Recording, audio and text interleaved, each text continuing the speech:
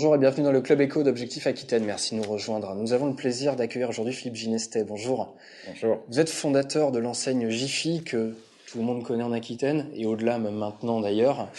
L'export, ça vous connaît aussi maintenant. J'aimerais qu'on revienne d'abord sur ce qui a fait le succès de cette enseigne. Il y a plusieurs paramètres à prendre en compte. Il y a l'aspect produit peu onéreux.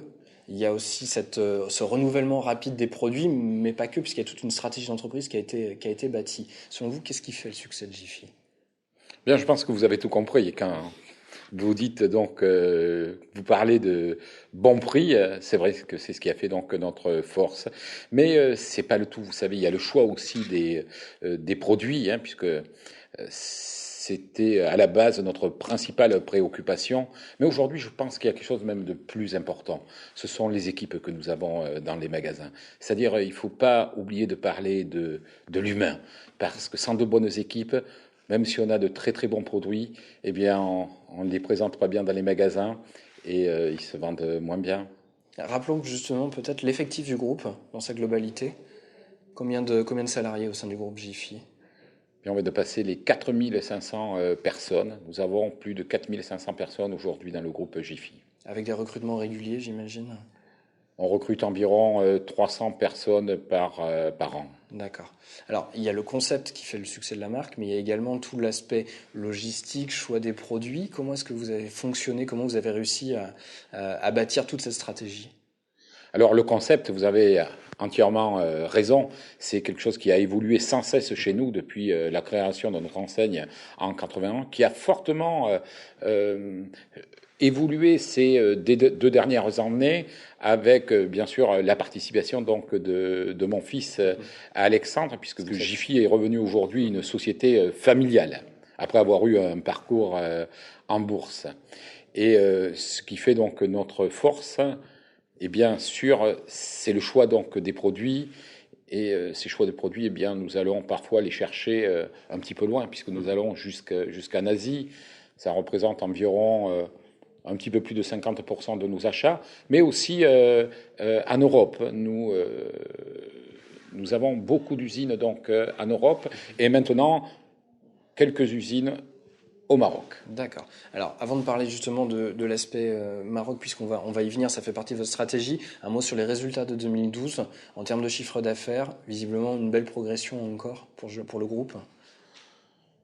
Il y a un moment où tout le monde se plaint, où on sait on vient de traverser une année très difficile. Eh bien, nous affichons de bons résultats, des résultats comme nous avions prévus.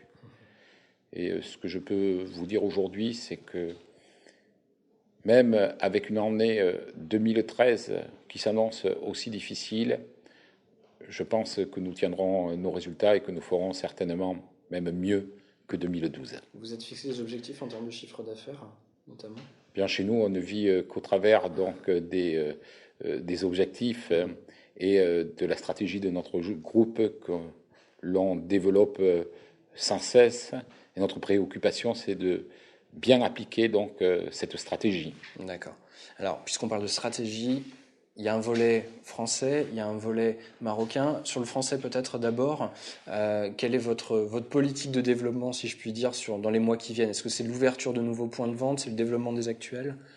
On n'a pas l'habitude maintenant d'ouvrir 25 à 30 magasins par an. Cette année, nous en avons ouvert 25. Je pense que l'année prochaine, eh bien, on devrait en ouvrir une trentaine. Mais il y a aussi le doublement de la surface de certains magasins. Et puis, bien sûr, l'international, avec ce dernier événement, l'ouverture de notre deuxième magasin au Maroc. Pourquoi avoir ciblé ce pays, d'ailleurs, plus particulièrement, pour tester, on va dire, le concept là-bas ?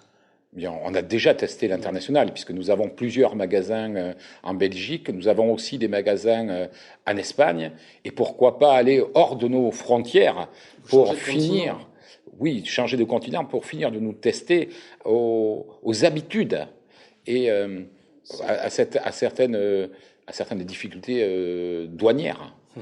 Oui, parce que si j'ai bien compris, c'est plus compliqué finalement pour vous de vous implanter au Maroc et de faire venir les produits de Chine. Par exemple, je crois que les droits de douane sont assez élevés. Oui, mais heureusement pour nous, nous n'avons pas que des produits donc de Chine. Et effectivement, au Maroc, il y a certains produits en provenance de Chine qui sont surtaxés. Eh bien, nous savons aussi aller acheter en Europe, puisque ça représente pratiquement 50% de nos achats. À nous de savoir faire donc la bonne sélection pour savoir proposer les bons prix, même au Maroc, puisque cette réussite que nous aurons au Maroc nous permettra d'assurer l'avenir de Jiffy, puisque l'avenir du Jiffy, c'est bien demain 1000 magasins. Et 1000 magasins, eh bien, on sait qu'en France, on a la possibilité de pouvoir implanter encore 200 magasins, puis ensuite, c'est l'international qui prendra le relais. Alors, le Maroc est une première étape pour le continent africain. Est-ce que vous pensez pouvoir dupliquer le modèle dans d'autres pays progressivement? On va déjà commencer donc par le Maroc, puisque nous avons l'ambition d'ouvrir une douzaine de magasins au Maroc. Nous avons déjà 2 magasins en Afrique, et puis, eh bien, aujourd'hui, nous approchons d'autres concessionnaires qui ont envie de développer notre enseigne dans d'autres pays. Mais aujourd'hui, pensons bien le Maroc, faisons bien les réglages sur le Maroc, et j'espère que d'ici peu, on pourra afficher notre réussite, même au Maroc. Bon.